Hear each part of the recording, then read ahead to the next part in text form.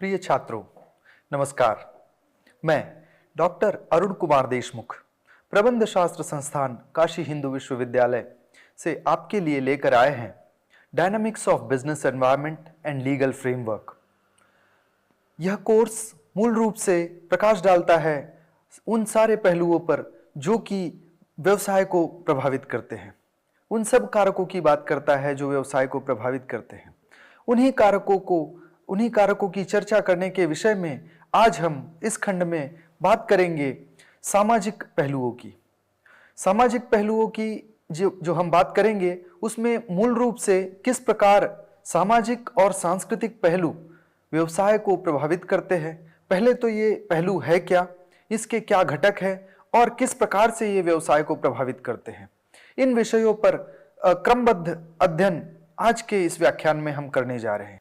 सबसे पहले हम बात करते हैं कि हमने जिस फ्रेमवर्क की पहले चर्चा की थी, स्टीप प्लेडिक्स में जैसा कि हमको स्मरण है कि हमने सबसे पहले जिस कारक की बात की थी वह कारक था सोशियो कल्चरल कारक अथवा सामाजिक और सांस्कृतिक कारक। तो जैसा कि हमको विदित है कि यह स्टीप प्लेडिक्स में ये जो सोशियो कल्चरल फैक्टर है या ये जो सामाजिक और सांस्कृतिक कारक है, मूल रूप से ये समष्टिगत तत्वों का एक अंग है या मैक्रो फैक्टर्स का एक अंग है। और यह कहना अतिशयोक्ति होगा कि सामाजिक और सांस्कृतिक कारक किस प्रकार से व्यवसाय को प्रभावित करते हैं और किस प्रकार व्यवसाय की कार्य संस्कृति को निर्मित भी करने में एक बड़ी भूमिका निभाते हैं। तो इस संक्षिप्त परिचय के साथ हम अपनी यात्रा को आगे बढ़ाते हैं। हम यह समझने का प्रयास करेंगे कि किस तरह से ये सामाजिक कौन कौन से ऐसे सामाजिक और सांस्कृतिक तत्व है जिनकी समझ व्यवसाय प्रशासन और व्यवसाय प्रबंधन के छात्रों के लिए नितांत आवश्यक है। तो उन कारकों पे, उन विषयों पे, उन तत्वों पे चर्चा करेंगे और फिर इनके क्या बिजनेस इम्प्लीकेशंस है, क्या व्यावसायिक निहितार्थ है, उसको हम समझने का प्रयास करेंगे। तो जैसा कि हमने इसके फ्रेमवर्क को पहले भी समझने का प्रयास किया है, तो इस पर अधिक समय न लेते हुए हम अन्य कारकों पर प्रकाश डालेंगे। जब हम बात करते हैं सामाजिक और सांस्कृतिक कारकों की, तो मूल रूप से सोशियो कल्चरल दो शब्दों से मिलकर बनता है, सामाजिक और सांस्कृतिक। तो पहले हम सामाजिक तत्वों की समझ विकसित करेंगे, फिर हम सांस्कृतिक तत्वों की बात करेंगे और फिर इसके बाद इन दोनों को समन्वित रूप से किस प्रकार देखा जा सकता है, किस प्रकार समझा जा सकता है और उसके व्यावसायिक निहितार्थ क्या हो सकते हैं, उसके बिजनेस इम्प्लीकेशंस क्या हो सकते हैं, इसको समझने का हम प्रयास करते हैं। तो जैसा कि आप यहाँ पर जो चित्र है उसको देख पा रहे हैं, ये जो चित्र है मूल रूप से बताता है कि किस तरह से मानव की जो सामाजिक संस्कृति है वो कैसे एक दूसरे से अंतर संबंध रखती है। तो जैसा कि आप देखते हैं, सबसे पहले हम सबसे पहले बात करते हैं सेंटिमेंट्स की, भावों की, बात करते हैं इंटरैक्शन की, किस तरह से आपस में ये इंटरैक्ट करते हैं और कौन कौन सी सामाजिक गतिविधियां हैं।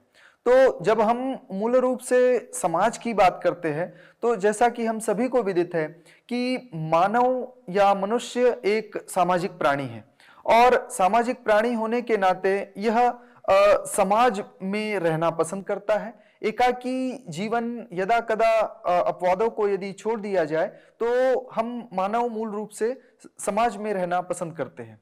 और जो समाज बनता है वह मनुष्यों के उसके आशय की अगर बात करें तो यह मनुष्यों का एक समुच्चय है जो एक उद्देश्य से और एक आपसी संबंध से जुड़े हुए होने के कारण साथ में रहते हैं और अपनी विविध गतिविधियों को करते हैं। इनको साथ में लाने वाले जो कारक है, उनमें जैसा कि हमने देखा सेंटिमेंट्स का एक बड़ा योगदान है। इनमें किस तरह से संवाद होता है, इंटरैक्शन किस तरह से होता है, वह इसके लिए जिम्मेदार है और वे क्या क्या गतिविधियां करते हैं, मूल रूप से ये तीन चीजें मिलकर के सोशल एक्टिविटी को निर्मित करती है, सामाजिक पहलुओं को निर्मित करती है। अब हम बात करते हैं कि वर्तमान में हम जिस तरह के समाज की बात कर रहे हैं उसमें हम बाउंड्रीलेस सोसाइटी की बात करते हैं। जब हम बाउंड्रीलेस सोसाइटी की बात करते हैं तो बाउंड्रीलेस सोसाइटी का अर्थ होता है कि जिसमें कोई सीमा ना हो। अब सीमा से तात्पर्य यहाँ किसी भौगोलिक सीमा का नहीं है, लेकिन एक ऐसा समाज जहाँ विश्व संस्कृति की बात होती है, जहाँ पर सभी भौगोलिक सीमाएं लगभग समाप्त सी दिखती है और समूचा विश्व एक समाज के रूप में प्रतीत होता है। तो कुछ वैसे ही समाज की कल्पना आज का सामाजिक विज्ञान और समाजशास्त्र करता हुआ दिखता है। यह एक अच्छा मूव है जहां पर कल्चरल या सांस्कृतिक आदान प्रदान, कल्चरल एक्सचेंज हमको देखने को मिलता है। और जब इस तरह की संस्कृति की निर्मित होती है तो बहुत सारी उसकी अच्छी बातें हमारे समक्ष प्रस्तुत होती है, तो उन सबको हमें देखना होता है।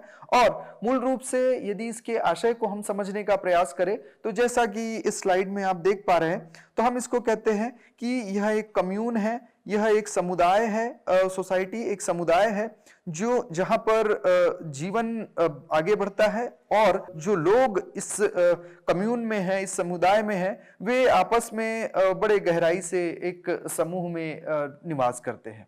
तो इस तरह की जो बसाहट है उसको हम समाज की संज्ञा देते हैं।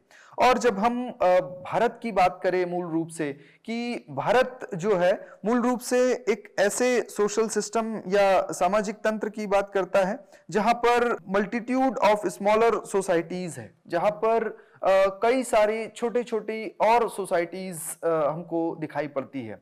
जैसा कि हम कहते हैं कि भारत की संस्कृति अनेकता में एकता का दर्शन कराती है। तो इस अनेकता में एकता के दर्शन की बात मूल रूप से है क्या? अनेकता में एकता की बात हम कहते हैं कि हमारे यहाँ कई सारे संप्रदाय फले फूले ऐतिहासिक रूप से, और वे सारे संप्रदाय यही के होकर आज भी रहते हैं, साथ में रहते हैं और एक सहजीवन का बड़ा ही सुंदर दर्शन हमको कराते हैं। कई सारी विविध परंपराओं वाले लोग साथ में रहते हैं, कई पूजा पद्धतियों वाले लोग साथ में रहते हैं।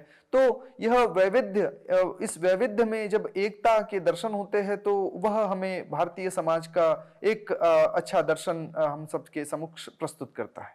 अब हम समझने का प्रयास करते हैं कि संस्कृति क्या है। तो जैसा कि इसके बारे में कहा गया है, भारत के बारे में कहा गया है, सा प्रथमा संस्कृतिर् विश्ववारा, अर्थात यह विश्व की सबसे पहली संस्कृति थी।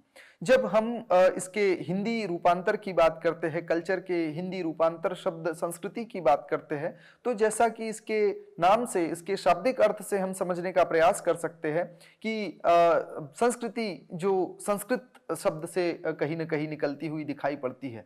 तो मूल रूप से इसको ऐसे भी कह सकते हैं कि संस्कृत से जिसकी उत्पत्ति होती हो वह संस्कृति।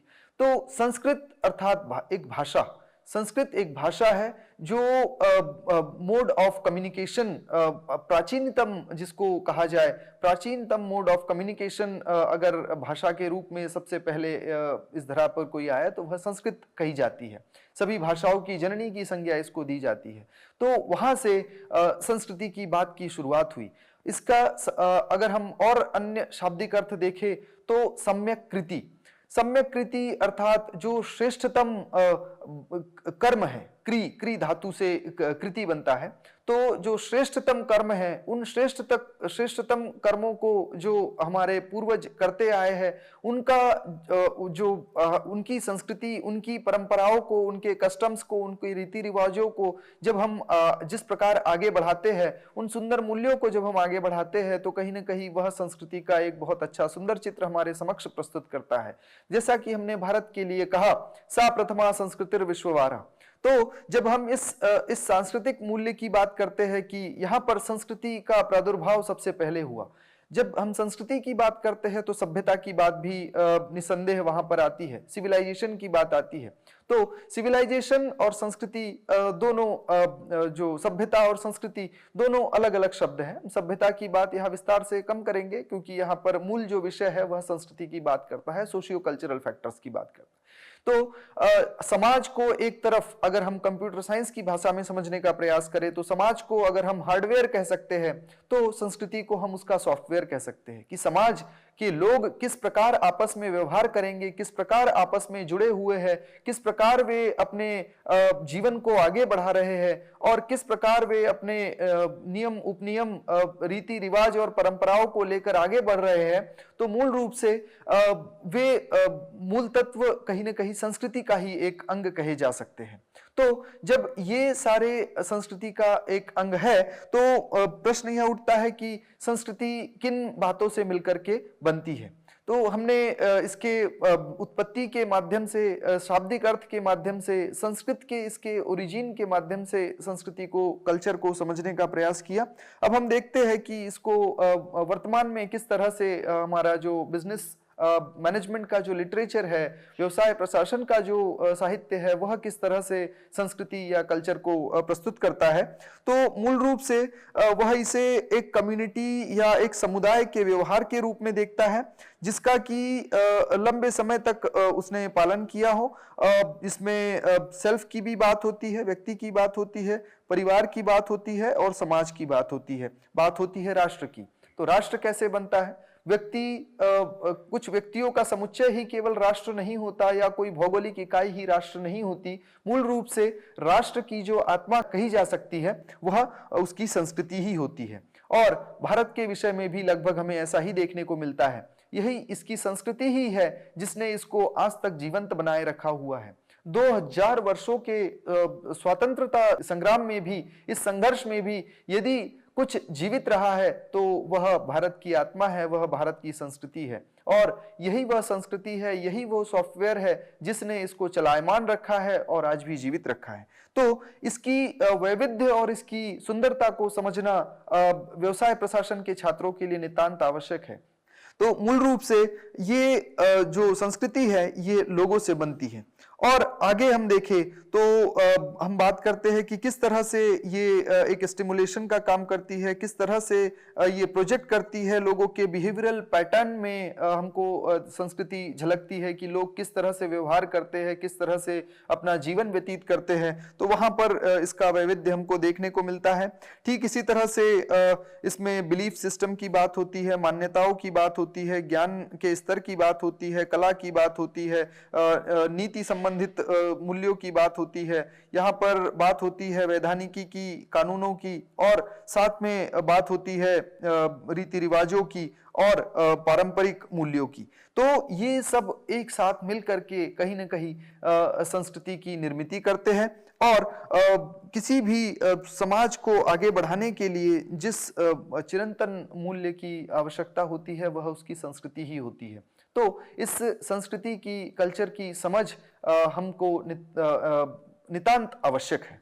जब हम सोशियो कल्चरल एस्पेक्ट्स की बात करते हैं तो इन दोनों को, समाज जो कि हमने कहा कंप्यूटर साइंस की भाषा में हार्डवेयर है और संस्कृति उसका सॉफ्टवेयर है, कि किस तरह से समाज आगे बढ़ेगा, किस तरह से वह व्यवहार करेगा, किस तरह से उस समाज के लोग आपस में व्यवहार करेंगे, किस तरह से वे अपनी परंपराओं का निर्वहन करेंगे। तो उसके लिए कहीं ना कहीं जिस सॉफ्टवेयर की, जिस ऑपरेटिंग सिस्टम की आवश्यकता है वह उसकी संस्कृति है।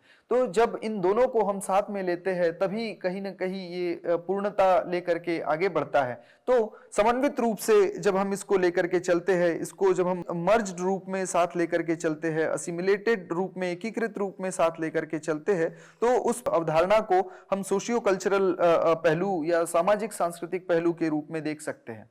दोनों को अलग अलग करके नहीं देखा जा सकता। जब दोनों को हम साथ में देखते हैं, हार्डवेयर और सॉफ्टवेयर को जब हम साथ में देखते हैं, तभी हम किसी भी सिस्टम की समझ विकसित कर सकते हैं। ठीक इसी प्रकार समाज और संस्कृति के विषय में भी कहा जा सकता है। तो ये दोनों अन्योन्याश्रित है और इसीलिए इसका अध्ययन साथ में किया जाता है। उदाहरण के लिए जब हम एथनिसिटी की बात करते हैं तो किसी एथनिक ग्रुप में एक तरह का व्यवहार जो देखने को मिलता है, एक तरह के रीति रिवाज, एक तरह के कस्टम्स जो हमको देखने को मिलते हैं, तो यह इसका प्रत्यक्ष उदाहरण है कि किस प्रकार समाज में संस्कृति फल फूल रही है।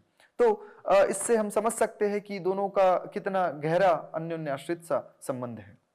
अब बात करते हैं भारतीय समाज की कुछ लक्षणों की, जो कि बड़े दूसरे लोगों को या विदेशियों को या दूसरी संस्कृति से आने वाले लोगों को कुछ विचित्र से लगते हैं, किंतु ये इसके बड़े ही सुंदर लक्षण हैं जिसके दर्शन हमें अपने साहित्य में देखने को मिलते हैं।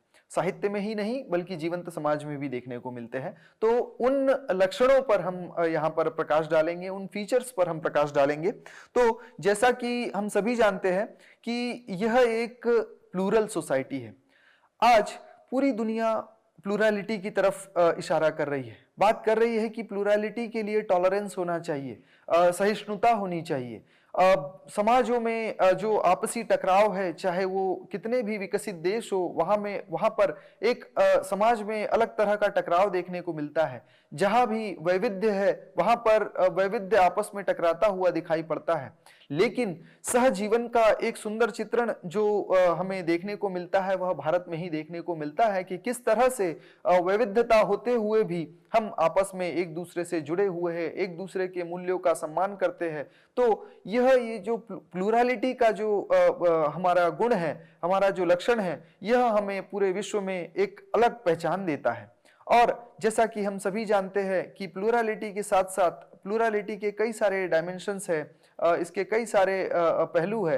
तो जब हम प्लूरलिटी की बात करते हैं तो हम बात करते हैं कि हमारी भाषाएं अलग है, हमारी कार्य संस्कृति अलग है, हमारा सोचने का तरीका अलग है, हमारे रीति रिवाज भी बहुत हद तक अलग अलग से प्रतीत होते हैं। जैसा कि भारत के बारे में कहा जाता है कि 20 से 25 मील के बाद भाषाओं में परिवर्तन देखने को मिल जाता है, रहन सहन में परिवर्तन देखने को मिल जाता है, रीति रिवाजों में परिवर्तन देखने को मिलता है। लेकिन ऐसा क्या है जो इस भारतीय संस्कृति को एकजुट बनाए हुए है? उत्तर से दक्षिण तक, पूरब से पश्चिम तक हम देखते हैं कि भारत में एक ऐक्य जो दिखाई पड़ता है, जो एकता जो दिखाई पड़ती है, उसके पीछे यही सॉफ्टवेयर, यही संस्कृति है। तो इसके मूल तत्वों को, इसके लक्षणों को समझना आवश्यक है। तो सबसे पहले हमने बात की मल्टी एथनिक या प्लूरल सोसाइटी है। इसके बाद हमने कहा यह एक मल्टीलिंगुअल सोसाइटी है। पंजाब में पंजाबी को प्राथमिकता मिली हुई है। जब हम महाराष्ट्र में जाते हैं मराठी में हम संवाद करते हैं। जब हम बंगाल में जाते हैं तो बांग्ला भाषी हो जाते हैं। जब हम कर्नाटक में जाते हैं तो कन्नड़ बोलते हैं। इस तरह से हर राज्य की अपनी एक आधिकारिक भाषा है, लेकिन राष्ट्रभाषा के रूप में, राजभाषा के रूप में हिंदी को एक विशेष तरजीह मिली हुई है। लेकिन इसके बावजूद भी हम पाते हैं कि भाषाई विविधता के कारण कई बार संवाद स्थापित करने में कठिनाई महसूस होती है। तो हमने अंग्रेजी को भी उतने ही सहजता से स्वीकार किया है और उसे अंगीकार करके अगर हम देखें तो किस तरह से भाषाई साम्य स्थापित किया है भारत ने जिस सुंदरता से, उतना अन्य किसी देश में देखने को नहीं मिलता। चीन में यदि आप जाए तो वहां पर चीनी को प्राथमिकता इतनी अधिक मिली, चीनी भाषा को, मंदारिन को इतनी अधिक प्राथमिकता मिली हुई है कि वहां पर अंग्रेजी जानने वाले लोगों की संख्या कुछ समय पहले बहुत कम थी। जापान और अन्य देशों में भी लगभग वैसी ही स्थिति है। लेकिन अगर भारत में देखें तो अपनी भारतीय भाषाओं के इतर विदेशी भाषाओं में अंग्रेजी का ज्ञान जितना अच्छा फलीभूत यहाँ पर हुआ, विश्व में संभवतः इतना कहीं और शायद ही होता हुआ दिखाई पड़ा हो। वह इसलिए हो सका क्योंकि हम मल्टीलिंगुअल थे। हमारे लिए एक नई भाषा सीखना कोई बड़ी बात नहीं थी। और इसके कई बिजनेस इंप्लीकेशंस भी है जिसको हम आगे बात करेंगे। ठीक इसी तरह से हम एक मल्टी रिलीजियस सोसाइटी है। जैसा कि हम कहते हैं, हम कई संप्रदायों की भूमि है जहां पर कई संप्रदाय फले फूले विकसित हुए और सहजीवन का एक सुंदर चित्र प्रस्तुत करते हैं। जब हम बात करते हैं रिलीजन की तो यह जानना आवश्यक है कि धर्म और रिलीजन ये दो अलग अलग शब्द है। रिलीजन मूल रूप से इसको हम कह सकते हैं संप्रदाय, यह धर्म नहीं है। धर्म एक अलग विषय है, उसकी हम कभी चर्चा करेंगे। लेकिन अभी जो हम बात कर रहे हैं मल्टी रिलीजियस सोसाइटी अर्थात बहु संप्रदाय परक देश है। तो हम यहाँ पर हिंदू, मुस्लिम, सिख, ईसाई, पारसी, बौद्ध, जैन और तमाम तरह के जो धर्म विश्व में हो सकते हैं, लगभग उन सब का दर्शन एक साथ एक भूमि पर अगर होता है तो वह भारत भूमि है। तो ये विविधता के दर्शन कराती है और इस विविधता के बावजूद भी सब बड़े अच्छे से आगे बढ़ते हुए एक ही समाज में एक साथ रहते हैं, एक दूसरे के मूल्यों का सम्मान करते हैं, एक दूसरे के संप्रदायों का सम्मान करते हैं, उनकी पूजा पद्धतियों का सम्मान करते हैं। अपवादों को यदि छोड़ दिया जाए तो यह विविधता, इस विविधता में एकता का बड़ा सुंदर चित्रण भारत में देखने को मिलता है। जब हम आगे बढ़ते हैं तो हम कहते हैं कि संप्रदायों के साथ साथ हम कास्ट की बात करते हैं, जाति की बात करते हैं। यद्यपि जाति की जो अवधारणा है, ये मेरे अध्ययन के अनुरूप मैं कह सकता हूं कि मेरी जानकारी के अनुरूप यह मूल रूप से, विशुद्ध रूप से भारतीय अवधारणा है ही नहीं, किंतु लिटरेचर में इसको कुछ इस तरह से प्रस्तुत किया गया कि यह एक वैदिक अवधारणा है। लेकिन यहां पर मैं इसका खंडन करते हुए यह बताना चाहता हूं युवा पीढ़ी को कि यह भारतीय अवधारणा नहीं है। अंग्रेजों और उससे पहले आए हुए शासकों ने समाज की वर्ण व्यवस्था, जो कि वैज्ञानिक वर्ण व्यवस्था थी, उसकी समझ न होने के कारण, उसके डायनामिक्स को न समझने के कारण उन्होंने लोगों को एक जाति में बांटा और उस जाति को उनके साथ फिक्स कर दिया कि पीढ़ी दर पीढ़ी वह जाति उनके लिए ट्रांसफर होती रहेगी। लेकिन यह भारतीय दर्शन कभी भी नहीं था। कर्म और स्वभाव के आधार पर हमारे यहाँ पर श्रम का वितरण होता था और उसी के अनुरूप समाज की दशा और दिशा निर्धारित होती थी। लेकिन अब चूंकि यह हमारे समाज का एक अंग बना दिया गया है तो इसकी समझ भी आवश्यक है।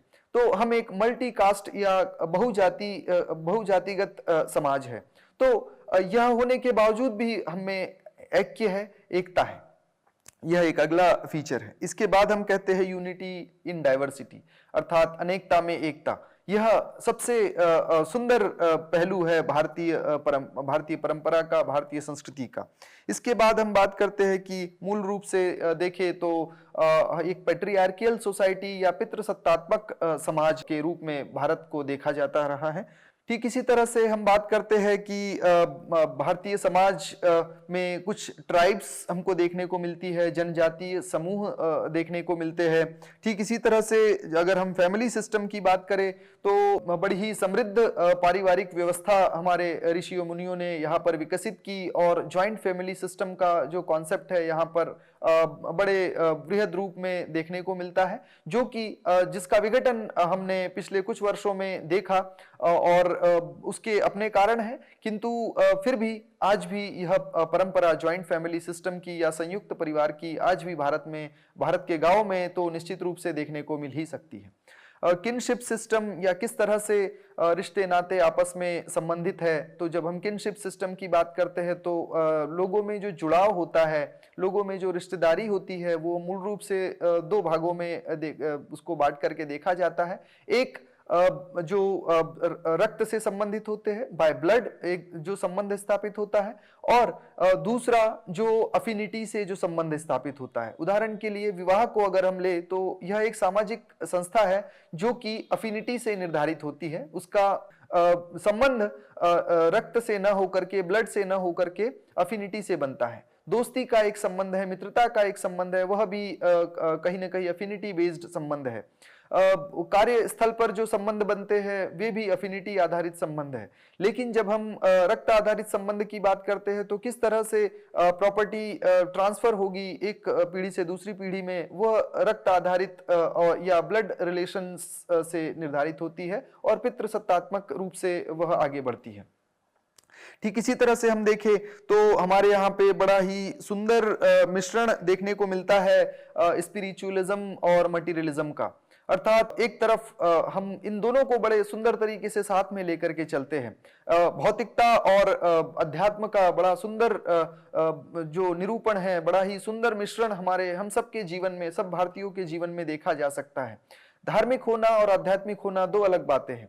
व्यक्ति धार्मिक हुए बिना भी आध्यात्मिक हो सकता है, ऐसा विद्वानों का मत है। तो जब हम देखते हैं तो स्पिरिचुअलिज्म और मटेरियलिज्म को हम साथ में लेकर के चलते हैं। क्यों? क्योंकि हमारे चिरातन जो मूल्य है वे हमें सिखलाते हैं तेन त्यक्तेन भुंजीता, अर्थात हम त्याग युक्त भोग करें। यह हमारे संस्कृति का मूल अंग है। हम प्रकृति को पहले और स्व को बाद में रखते हैं। और यही कारण है कि हम पेड़ों को भी पूजते हैं, हम पशुओं को भी पूजते हैं और हर उस व्यक्ति की हर उस क्रिएचर का सम्मान करते हैं जो इस प्रकृति ने हमें दिया है, हमारी सहायता के लिए प्रस्तुत किया है। और इसीलिए जब हम अपना कदम आगे बढ़ाते हैं तो एक जीव की हत्या करने में भी हमें बड़ा डर लगता है। तो कहीं ना कहीं ये हमारी आध्यात्मिक सोच का प्रदर्शन करता है और इसी के साथ हमें यह भी बताते हैं कि किस तरह से हम अपनी भौतिक प्रगति के लिए आगे बढ़ रहे हैं। तो हम इन दोनों का सम्मिश्रण, जिसको हम भौतिक अध्यात्मवाद या आध्यात्मिक भौतिकवाद, जिस तरह से जिस प्रोपोर्शन में दोनों देखने को मिलते हैं, तो वह बड़ा सुंदर चित्रण यहाँ पर देखने को मिलता है भारतीय समाज का। ठीक इसी तरह से इंडिविजुअलिज्म और कलेक्टिविज्म की एक कलेक्टिव सोसाइटी के तौर पे हम विकसित हुए हैं। इंडिविजुअलिज्म का अंश कम देखने को मिलता है भारतीय समाज में। और ठीक इसी तरह से हमने परंपराओं और आधुनिकता दोनों का, प्रतीचि और प्राची का बड़ा ही सुंदर सम्मिश्रण, ईस्टर्न और वेस्टर्न वैल्यूज का इतना अच्छा हमने समावेश अपने जीवन में किया है कि एक ओर हम अपनी परंपराओं का निर्वहन भी करते हैं तो दूसरी ओर विश्व की बदलते परिवेश के साथ उससे कदमताल भी करते हैं। तो यह हमारी परिवर्तनशीलता या हमारे डायनामिज्म को बताता है।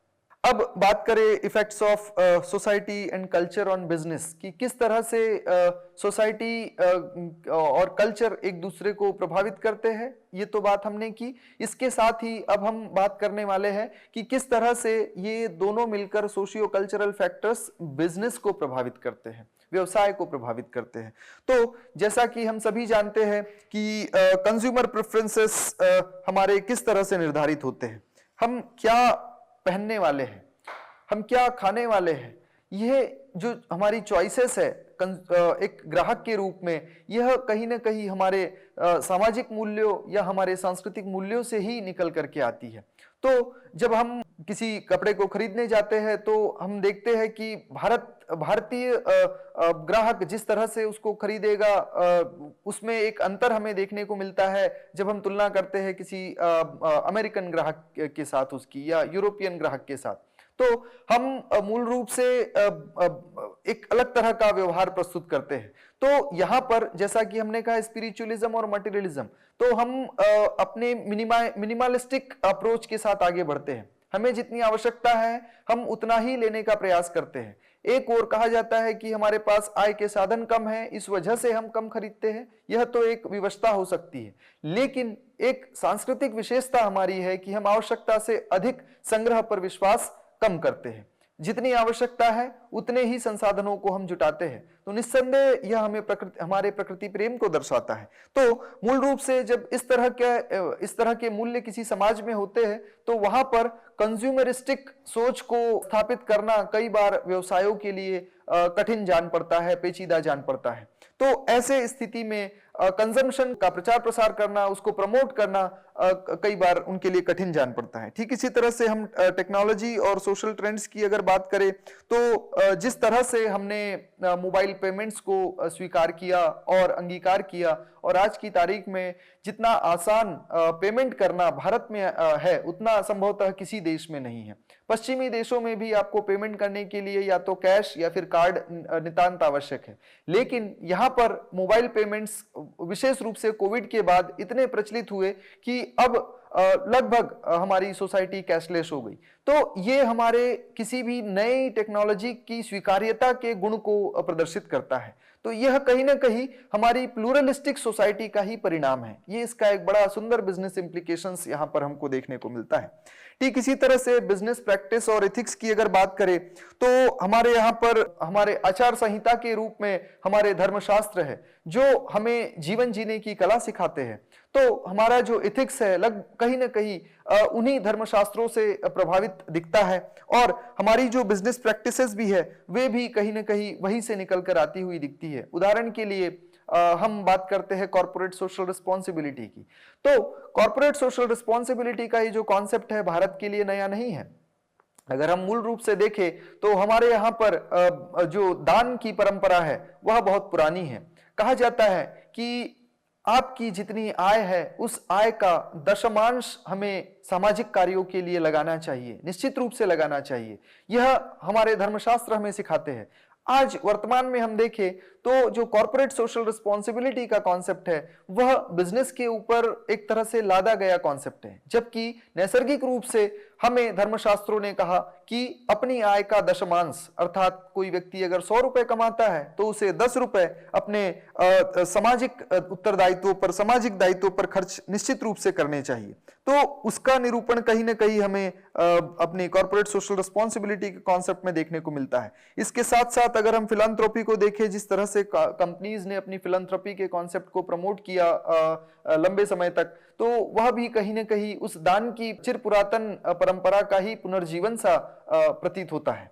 आगे बढ़े तो हम बात करते हैं कम्युनिकेशन और मार्केटिंग की, संप्रेषण और विपणन की। तो हम देखते हैं कि लैंग्वेज बैरियर्स और सिंबल्स का किस तरह से महत्व है। तो हम पाते हैं कि किस तरह से रंगों को महत्व दिया जाता है और उनके अलग अलग मीनिंग अलग अलग कल्चर में होते हैं।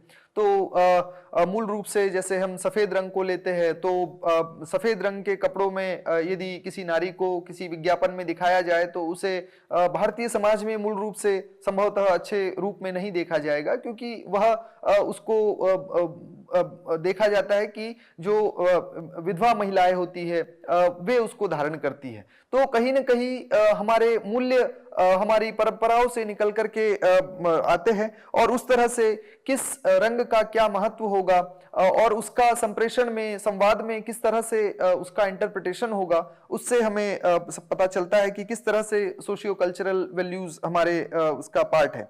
ठीक इसी तरह से विज्ञापनों में जो ह्यूमर का प्रयोग होता है, हास्य का प्रयोग होता है, इमेजरी है, स्लोगन्स है, तो इस तरह से इस तरह से कई जो बातें होती है वह बड़ी संवेदनशील हो जाती है कि किस तरह से हमें कौन सी बात कहनी है। उदाहरण के लिए शार्ली एब्दो नामक एक समाचार पत्र ने कुरान की किसी आयत को गलत रूप में प्रस्तुत किया, पैगंबर के रूप में कोई पैगंबर मोहम्मद पर कोई टिप्पणी की, और उस टिप्पणी को जब इस्लाम को मानने वालों ने गलत रूप में पाया तो उन्होंने उसके ऊपर आक्षेपण किया, और आक्षेपण ही नहीं किया बल्कि एक आंदोलन खड़ा कर दिया।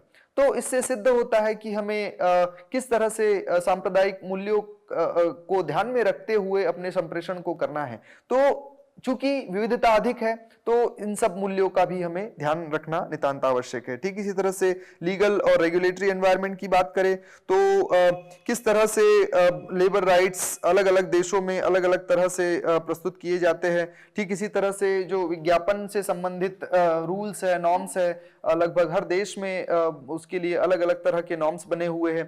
ठीक इसी तरह से इस्लामिक देशों में विज्ञापन को लेकर के एक अलग तरह का कोड है, तो उसको वहां पर उस तरह से फॉलो किया जाता है। ठीक इसी तरह से अगर हम बात करें कि करप्शन और ट्रांसपेरेंसी की, तो ट्रांसपेरेंसी इंटरनेशनल नामक संस्था है जो इसको मॉनिटर करती है कि किस देश में करप्शन और ट्रांसपेरेंसी की क्या स्थिति है। तो इससे हमें पता चलता है कि किसी समाज में भ्रष्टाचार को लेकर और पारदर्शिता को लेकर लोगों की समझ और लोगों की स्वीकार्यता कितनी है। तो मूल रूप से यहाँ इस रेगुलेटरी फ्रेमवर्क से हमें ये सब बातें भी समझ में आती है। ठीक इसी तरह से वर्कफोर्स डाइवर्सिटी की अगर बात करें तो पूरी दुनिया में आज कंपनीज में वर्कफोर्स डाइवर्सिटी की बात हो रही है। हम पाते हैं कि हमारे लिए ये कोई नई बात नहीं है, क्योंकि हमारा समाज हमेशा से डाइवर्स रहा है, हमेशा से प्लूरल रहा है। तो हिंदू, मुस्लिम, सिख, ईसाई अगर साथ में कार्य करते हैं तो हमारे लिए कोई नई बात नहीं है, लेकिन विश्व के लिए एक नई बात है और वहां पर उनको अलग से प्रयास करने पड़ रहे हैं कि किस तरह से हम डाइवर्सिटी को प्रमोट करें। ठीक इसी तरह से ग्लोबलाइजेशन और लोकलाइजेशन की अगर बात करें तो एक और हमारी कहा जाता है कि हमारी सोच ग्लोबल हो, लेकिन हमारे जो कार्य संस्कृति है वो कहीं ना कहीं लोकल से प्रभावित हो या होती भी है। तो इस तरह से हमने पाया कि जो बड़ी कंपनीज जैसे कोका कोला है उनके विज्ञापनों को हम देखते हैं, KFC ने किस तरह से अपने मेन्यू को अलग अलग देशों में लोकलाइज करने की कोशिश की, जिससे कि अधिक प्रचलन उसका हो सके। ठीक इसी तरह से अगर हम देखें कल्चरल रेजिस्टेंस देखने को मिलता है कई बार। उदाहरण के लिए हम बारबी डॉल की बात करते हैं। बारबी डॉल को जब जापान में ले गया तो अमेरिकन कंपनी है बारबी मास्टेल जो कंपनी है उसने उसको जापानीज मार्केट में लेकर के गए, तो वहां पर उसको बहुत स्वीकार्यता प्रथम दृष्टया नहीं मिली। क्यों? क्योंकि वहाँ पर जो लोगों का पहनावा और पहनावे के प्रति लोगों का जो दृष्टिकोण है वह कुछ अलग है यूएस संस्कृति की तुलना में, अमेरिकन संस्कृति की तुलना में। तो उसकी स्वीकार्यता जापान में शुरुआत में कम थी, फिर धीरे धीरे जैसे जैसे समय बीता तो लोगों की समझ विकसित हुई और उन्होंने उसको स्वीकारा। तो इससे हमें पता चलता है कि किस तरह से ये सांस्कृतिक और सामाजिक मूल्य आपस में एक दूसरे से जुड़े हुए हैं। ये जो हॉफस्टीड, एक जीट हॉफस्टीड एक बड़े विद्वान हुए हैं जिन्होंने कल्चरल डायमेंशंस पे बृहद चर्चा की है। उन्होंने 6 मूल्यों की मूल रूप से बात की है, जिस पर उन्होंने एक पूरा शोध अध्ययन प्रस्तुत किया है और वैश्विक शोध अध्ययन है। उसके आधार पर उन्होंने 6 मूल्यों को निकाला है कि समाज और संस्कृतियों को हम किस तरह से विभाजित कर सकते हैं उनके इन मूल्यों पर अपने परफॉर्मेंस के आधार पर। तो सबसे पहले हम पावर डिस्टेंस की बात करते हैं, जो कि समाज में हायरार्की को दिखाता है कि किस तरह से स्ट्रक्चर्स बने हुए हैं।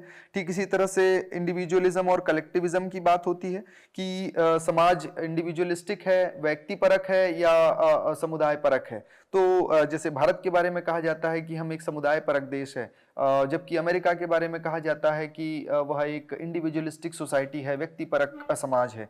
ठीक इसी तरह से मैस्कुलिनिटी की अगर बात करें तो अचीवमेंट्स और रिवॉर्ड को हम किस तरह से देखते हैं कि हम कितने कॉम्पिटिटिव है। ज़्यादा कॉम्पिटिटिव होना हाई मैस्कुलिनिटी का एक परिचायक हो सकता है। ठीक इसी तरह से अनसर्टेनिटी अवॉइडेंस की हम बात करते हैं कि हम अनिश्चितता को किस तरह से देखते हैं।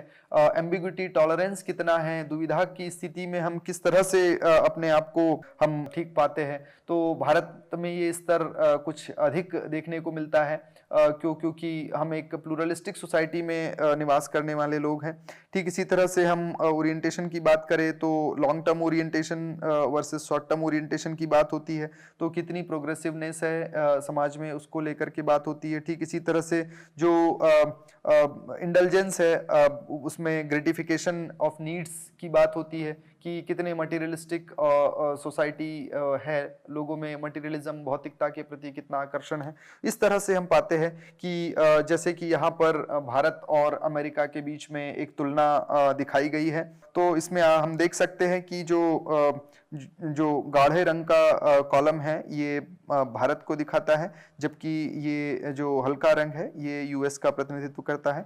तो इसमें जो हर बार के ऊपर एक स्कोर लिखा हुआ है, तो ये स्कोर है जो अलग अलग डायमेंशन पे मेजर किया गया है। जैसे हम पाते हैं पावर डिस्टेंस में भारत में पावर डिस्टेंस काफी है, जो कि पारिवारिक परंपरा से कहीं ना कहीं हमको मिलता है कि परिवार का मुखिया और सबसे जो छोटा व्यक्ति है उसके बीच में काफी अंतर होता है। एक दूसरे का वे सम्मान करते हैं और एक बड़ी हायरार्की और एक स्ट्रक्चर परिवारों में है, तो वही कहीं न कहीं व्यवसायों में भी परिलक्षित होता है। ठीक इसी प्रकार हम बात करते हैं व्यक्ति परक होने की, तो जैसा कि कहा यूएस में अमेरिका का जो समाज है वो बहुत व्यक्ति परक है, जबकि भारत एक समुदाय परक देश है।